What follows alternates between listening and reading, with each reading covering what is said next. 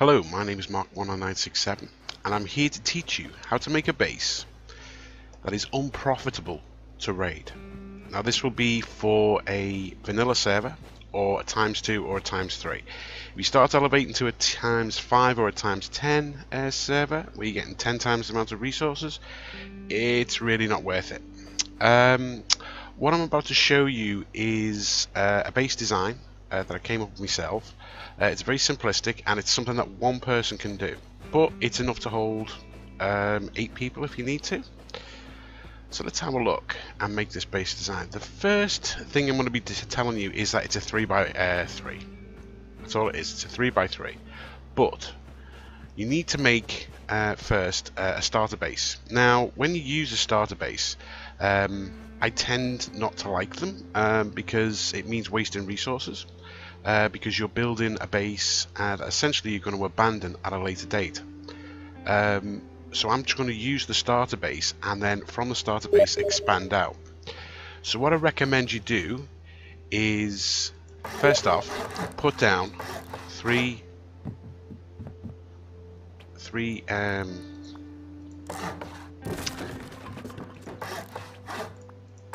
foundations and put walls all around them. Cover them with a roof and get a TC down as quickly as possible. And when it comes down to TCs, if you're a single player, use a wooden key lock. It's very cheap. It's only made from wood and it only costs 100 wood. If you're using multiple people, you will need to wait until you get electronic key code, which requires 100 metal frags. So I'm just going to upgrade all this to stone. It'll cost approximately 4,000 stone to upgrade all this. So you keep farming until you get enough materials to build this. This doorway in the center is very deliberate. It needs to actually be there. This is going to be your first storage. This is going to be your primary storage room. This is going to be your secondary storage room, and essentially this door is going to be the way in and out. So put a door on it, put a key code on it. There we go. Lock that. Don't craft a key, you just need that. Now this is the first stage of the base. Let's have a quick look. It's nothing too remarkable, but we're going to have some fun with this. Now when you finally gather some resources, I would suggest building this base in the desert, away from monuments. Monuments are notorious for people trying to kill you. You're not going to need that much scrap at the very beginning, so you can gather the resources as you want and obviously then recycle at a later date. I would suggest building it in the desert near the coastline, because you can kill animals with a bow and arrow, and as they spawn in you get the low-grade fuel and you can take a boat out and start harvesting the loot crates out there. Eventually you come across some scuba gear and you can start going for sunken chests. So this is principally the first size of the base, and this is the footprint. So now you can see it's a 3x3. Nothing special, nothing remarkable at this moment. It should be noted that every single base in Rust, no matter what its design, can be raided. It doesn't really matter, it will be raided, it can be raided. It doesn't matter if it's a cave base. I've seen them all. I've seen every type of base you can possibly design. I've seen bases with high walls, 5 feet thick, and they still get raided, so don't worry about it. So a raider will look at a base, and when they look at the base they will just try and decide where they should be hitting. Now one of the more common ways of raiding these days is to raid through the roof. They hit the roof and hit it with 10 satchel charges and it goes down like a sack of spuds, and they get through and get to your TC. But they need to identify where your TC is. What is honeycomb? What is actual loot room? Where would you think the TC is? And they do that by looking at the structure at the top. What we're going to do is we're going to play a little trick on them. We're actually going to fool them into thinking that the TC is somewhere else. Now, one of the things they do is they say, right, where's the front door? So if we put the front door here, what they assume is that the TC is as far away from this door as possible. And they would be correct. The TC is here, the door is here. Obviously, they know that the TC, they will attack this part of the ceiling here, get through to your TC and get all your resources. We're not going to do that. We're going to put the door here, right next to the TC, because that's what they won't be expecting. So when you get enough resources, get down the wood, the twig frames, and upgrade to stone.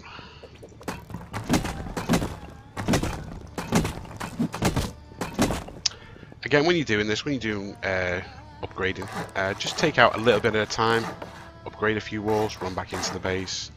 Just in case someone is watching you upgrade, they know you're carrying a lot of resources, so don't carry too much on you. Finally, you'll be able to kill some animals and put down a couple of furnaces. Now, like I say, this is going to be your secondary storage, and this is going to be your primary storage. So you don't want to be building in this square or this square. So to help you, just make life a little bit easy for you, just seal them up with twig. And let's get down some furnaces. So there's one. Let's make another one. Oops, not that. Let's make another one. There. You'll only be able to fit 2 for the start, and a campfire in the center, like that. Then you can destroy these. So that's your furnaces down, and you're still using your TC for primary storage. So we need now is a bag, because obviously you want a bag to be able to spawn in. Hang on one second. It's a bag. There we go. If you can't put it down, just jump up and down a bit. There it goes blue. Now you want to put a secondary storage base storage down. So the way you do this is you build a half wall, and then you build a floor, and destroy the floor, the half wall. Once you've done that, upgrade, and now you've got yourself a nice little shelf to build in. So within the first, I don't know, an hour and a half, 2 hours, you should be able to have something like this. The furnaces should be cooking primarily metal frags. Don't worry about sulfur at this moment. Just get as many metal frags into these furnaces as possible, because you want to get metal doors down as fast as possible. First this door, and then this door.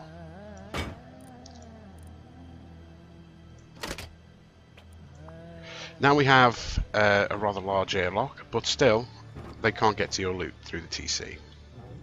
Once you've got the 2 metal doors down, you want to get some boxes down. So let's make some boxes. You'll get 4. Now there's a technique to this. If you have a look at the box itself, you'll see that there's a small rectangle on the front. So what you press is R to rotate, and you can see that it rotates in a clockwise direction. Okay, you can just about make out there on the right hand side the box, and we want that small rectangle on the front to be facing towards the center of the room. So I'm just going to do a jump crouch. So crouch down and jump and press forward, and you jump up on top of the shelf. You want it as far in this corner as possible. So there you go, and we can build a code lock and lock it. There's a very good reason for all this, which I'll talk to you about later on, but trust me, you just need to do this. So there's number 2, there's a code lock, and block, and number 3 in the corner as far as possible. Lock it, and if you make a mistake, which can happen, if you make a mistake, don't panic. So let's say you put it too far forward, don't panic, just get your hammer out, pick up and put down again. There we go, and the code lock. You can also repair this if you want to, it's not really necessary. Now got us our secondary storage. Now it's time to worry about our primary storage. Now remember, these furnaces are cooking away your metal frags.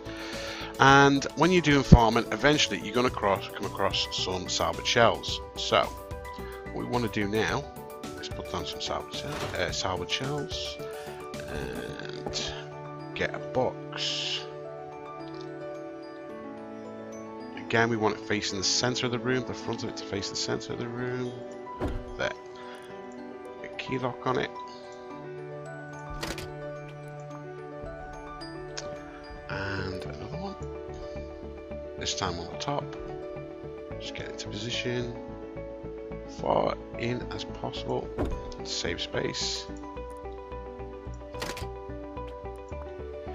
And finally, a couple of small boxes.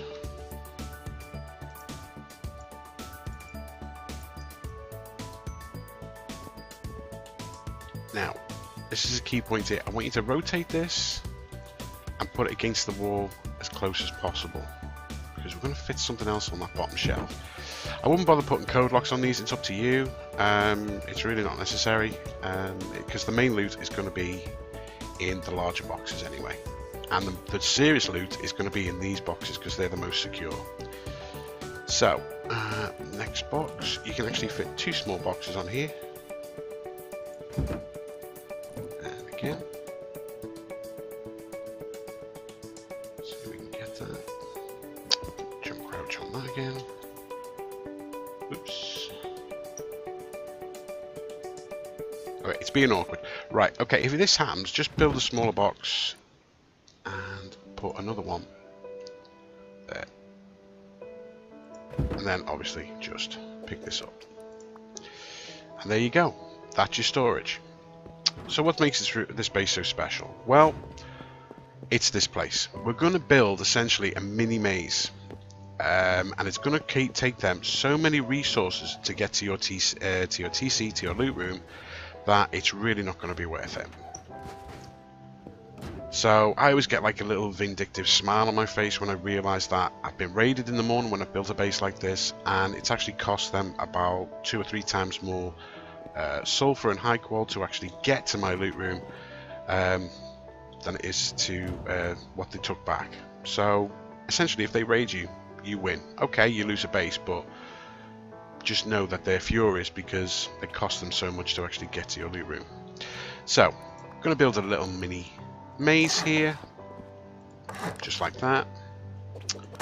Again, you want the hard side facing outwards instead of the soft side. That's the soft side, that's the hard side. You can see the difference in colour, facing like that. Now when you're at this stage, what you want to do now is put down wall frames like this. Now there is 2 schools of thought. Why not just use a doorway? Well, a doorway is cheaper to put a door down. It's only 150 metal frags as compared to a sheet metal door, double sheet metal door. But there's a little trick you're going to be using later on that you may or may not get. So I plan for the future. So I would rather use twice the resources to put a door down, and they're going to take a single sheet metal door is going to take exactly the same as a double sheet metal door. So it's going to take 4 satchel charges to get through this. It's going to take 4 satchel charges to get through this. This one is 150 metal frags. This one's 300. I know it's more, but later on this is going to become very handy. So put down sheet metal doors. Should be hitting metal nodes with metal tools. You should really have that by this stage. Once these all have code locks on, basically your base is get ready for the first day. You've done what you needed to do for the first day, and you can log off. You won't have that many much resources in your base because it's only the first day. So this is what you should have within a few hours of working on Rust. From here we can now progress, because we need 50 scrap for a tier 1 workbench, which is not that difficult to get hold of. So there's your tier 1. You will need an extra 75 metal scrap for a research table. This is very important. I would definitely have a research table. I would definitely have a repair table. The repair table doesn't cost any scrap, but it does cost 125 in metal frags. That research table and the repair bench are crucial. Definitely have them. Okay then. Now that we've got the base established and locked up nice and tight, we want more space in here. So what we're going to do now is we're going to pick up these furnaces and the sleeping bag. We can move the sleeping bag into a more spacious area, like this,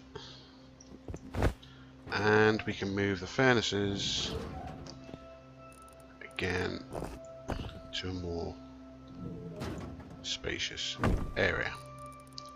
So I would have one furnace for high qual, one for sulfur, one for metal frags. If the high qual one runs out, just split the metal frags and put them, keep cooking the metal frags as much as possible, as fast as possible. You fit 3 in one square, nice and easy, just like that. I wouldn't bother repairing these because they get slightly damaged when you get picked up. It's really not worth the effort. Okay, now it's time to completely secure our loot rooms.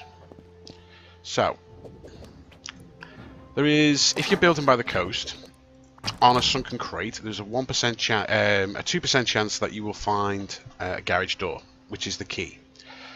If you look for it, you should find one eventually. And when you do, put it down on this door here immediately. Even if you don't have the scrap to research it, still put it down in this spot here. It takes 9 satchel charges to go through a garage door as opposed to 4 for a double door. So it is much more durable, and it is a very good defense against being raided. So question becomes, how do we defend this bit? Well, you actually just put a window frame down. Now, I said to you at the beginning, put these as very far in the corner as possible. The reason being is that when these boxes are destroyed, you'll see a grey parcel fall from them, and then that contains all the loot. With this window frame being here, it blocks them actually trying to loot it. So that's why you want it as far away in the corner as possible. So they can't actually loot your loot. Even if they just get to this area and destroy the boxes, they're still going to need another 10 satchels to get through this. So that's why it's there. So let's imagine that you've now learned or found a couple of garage doors. You've got the garage doors down, you've got the double doors down. Let's have a look and see how many satchel charges it's actually going to take to raid this base. From the doors, so that's 4, 8, 12, 16, 20, 24, 28, and then another 10 for this, so that's 38 to get to this loot, or 37 to get through this. That's a lot of satchel charges. That's an awful lot of satchel charges. Because what the raiders will assume is that this is a 3x3, and there's the door, and the TC and the loot rooms are going to be in one of these 3 boxes. So they will go through the top, and if they do, they get nothing. They get absolutely nothing. So let's say they go through this one, they get nothing. They're blocked again. And let's say they go through this one. Well, they got lucky. They got 2 boxes, but they've still got this wall to get through. Now, granted, it's soft-sided and they can pick through it, but still, I would rather have that than anything else. So, I think that's a pretty good design. More than likely they'll go for the center one. More than likely. They won't have a clue what's going on inside. They'll guess that it's open. But what you're doing is essentially isolating each square with doors and ceilings, and which is what we're going to be using next, shotgun turrets. Shotgun turrets are not easy to find, but they are there. There's like a 1 or 2% chance of finding them in a crate, and when you find one, the first place you want to put them is next to your TC. Now you can put this shotgun trap down and pick it back up. As long as you repair it again, it's not going to be a problem. And if you research it, because it's only a tier 1 item, you can research it for 250 scrap. I know it's a lot, but it's well worth it. Put the shotgun trap down there and put another one here. You can even put another one here. Again, if you're having a problem climbing up, all you do is just make a box, pop it down, and put a shotgun trap down. You can leave the box there if you want to, or pick it up, it's up to you. Again, these shotgun traps are going to kill. So let's imagine, worst case scenario, they actually think this is the loot room. Okay, so they get these 2 boxes, this shotgun trap is out of commission. They go through here, they smash through, and bang, bang, bang, shotgun trap underneath destroys them. Because they'll always go for soft-sided rather than hard-sided in any base design. So they still die, because that second shotgun trap on the bottom kills them. So they're not getting anywhere. They might get a little bit of loot from these 2 boxes, but to be all honesty, this is your primary loot box, this is your secondary one. They're really not going to get any resources. Okay. So now that we've got everything down, we've got all the shotgun traps, and we've researched them. And let's say we've got about 3 or 4 shotgun traps. So where would you put them? Well, first off, what you might consider doing is building another airlock, just to make things more complicated for the raider. We'll just upgrade that.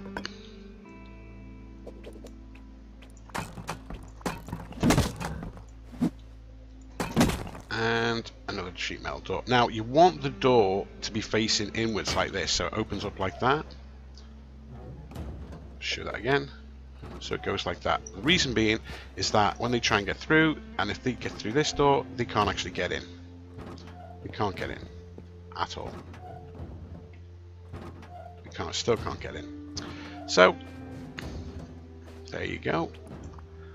And you can now put a little shotgun trap here, and if they try and get through your door or door camp you, they get a face full of lead.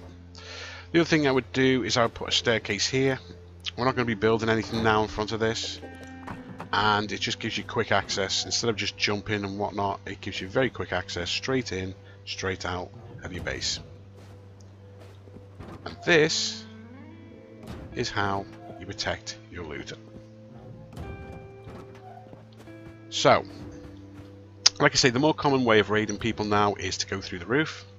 So what we're going to do now is honeycomb it. So we're going to honeycomb the top, and we do that with half walls.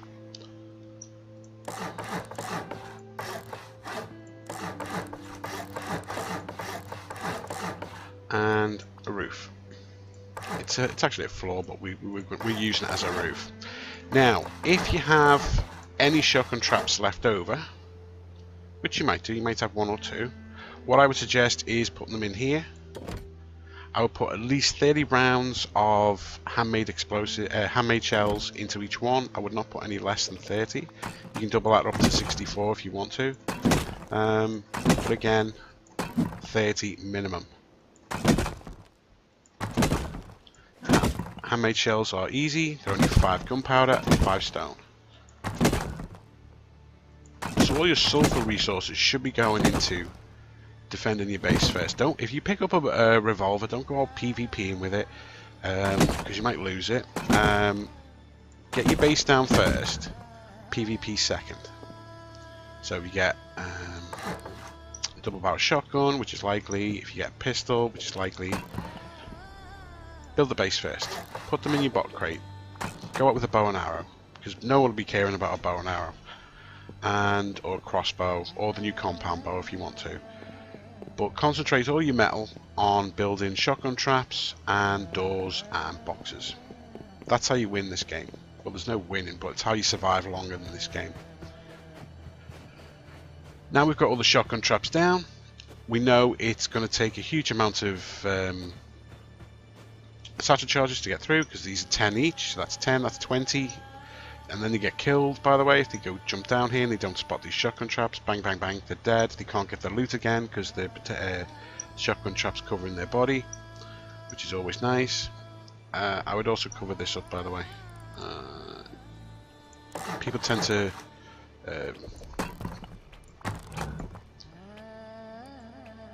hide on here, so I wouldn't bother. I would just keep that covered, just like that. No problem, no fuss, no problem. So the roof is now honeycombed. So the most vulnerable spot of the entire base is this wall here and this wall here. And the reason they're vulnerable is that's where the TC is, because if you lose the TC, you lose the shotgun traps.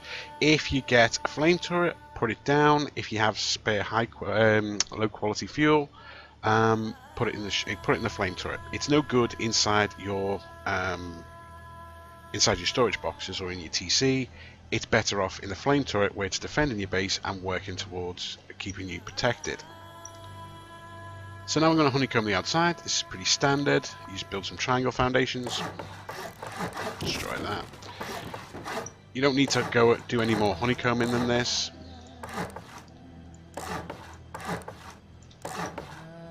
And yeah, I would do that one as well.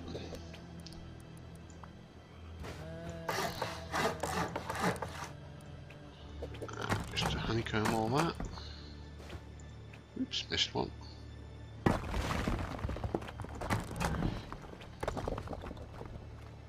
There's no need to go crazy with honeycombing. Just one layer should do it. Because what you're doing now is you're deterring the looter, because they will recognize these triangle foundations immediately as honeycombing. They will recognize the roof as honeycombing as well, because they will have a hammer like this and they will just look up and say, ah, he's got that honeycombed. See the way it turns slightly blue? He's got that honeycombed. So it's pretty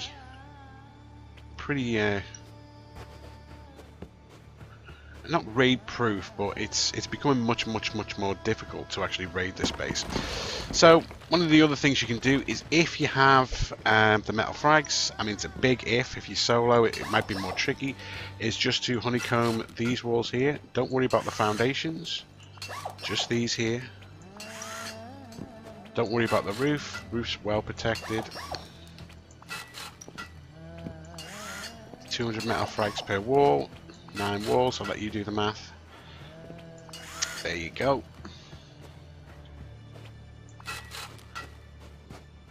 Actually, it'd be 9, 10, 11 walls, including those two. But you don't want to be advertising that you got sheet metal. So what you want to be doing now is hiding the fact that you've got sheet metal walls, because a stone wall will take 4 rockets to get through. Sheet metal, 8 rockets. So again, you're making it much more difficult than it's strictly necessary for your base to be raided. Okay, so I'm just going to go with this. There we go. Again, you'll need to spin these around each time.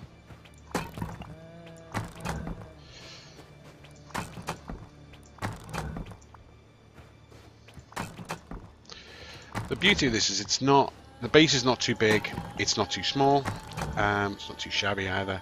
You don't need to worry about single players raiding you at this stage. I would say a Zerg could probably easily take it out. A group of 8 guys could probably take it out easily. But the point being, at the end of the day, is that if they do raid it, if they do commit, they're going to lose, because the base is literally not worth raiding, because it costs far too much resources to raid it than it actually is to the resources you get back out of it. A single player could easily do this within a few hours of mining and gathering trees, gathering wood on a vanilla server. It's not impossible. It's easy to obtain, easy to do, and it is well protected. So you're talking 20 satchel charges to get through any of the side walls, 20 to get through the top, and you're talking approximately 30 to 40 to go through the doors. Now, unless you've got about 10 or 20k gunpowder inside your base, it's not going to be worth it. And remember, you're not recycling, you're not messing around with all that stuff. All you're doing is putting down a tier 1 to craft gunpowder. If you get the chance to research shotgun turrets, and later on, if you get a tier 2 down, you can research garage doors and replace everything here to garage doors, and then you're talking about 54 satchel charges approximately. May have missed 1 or 2 out, but yeah, 54 to actually raid this. That's a lot. That's an awful lot. And this is really as far as you're going to go. You're not really going to be going any further than this. Once this base is designed, I would say this would be done in 2 or 3 days. The rest of the day, the rest of the wipe, you're PvPing. Can you get raided? Sure. Will you get raided? Probably not. This base design is too complicated. There's a school of thought that you should cover these up. I actually like to leave them open because they can fall in, and once you fall in, if someone's trying to scout out your base and they're trying to get on your roof, they can fall in here and not get out, and the only way they can get out is to kill themselves. So I like to leave them open as a nice little trap. If you do have an abundance of resources, like on a ×2, ×3 or ×5 server, you can put shotgun traps on the top. They will be seen like this. So what you can do is you can build just a twig, foundation twigs like this. What will happen is they won't see the shotgun turrets. They use a ladder to climb up, and the moment they do, bang, bang, bang, bang, bang, and they're dead. Nice little early warning system for you as well. So again, it's not an unraidable base, it's an unprofitable base to raid. That's the key point here. And if everyone built a base like this in Rust, raiding would die out overnight, because it's just not worth it. Raiders do not want to loot. Raiders, they want to take everybody else's loot and go out PvPing. But if you put a little bit of effort in for a couple of hours, this is easily achievable. You have a hell of a lot of defense against raiders, and you've not been messing around trying to recycle or get scrap. You've been focusing. You can get this base up faster than anyone else, which is one of the key points of Rust, is to get your base down and get the base down fast. And we started out with 1x3, and look at what we got now. That's your final base defense. If you really want to push it further, you can put high walls, high gate, or wood walls and wood gate, but I really wouldn't bother. It just attracts more attention to yourself than absolutely necessary. This just looks like a stone base with a honeycomb on it, but it's actually much more than that. Okay, well, my name's Mark19967. If you like, please hit a like. If you want to, please subscribe. I'll be doing much more videos on this, and I'll catch you on the next video. Thanks for watching.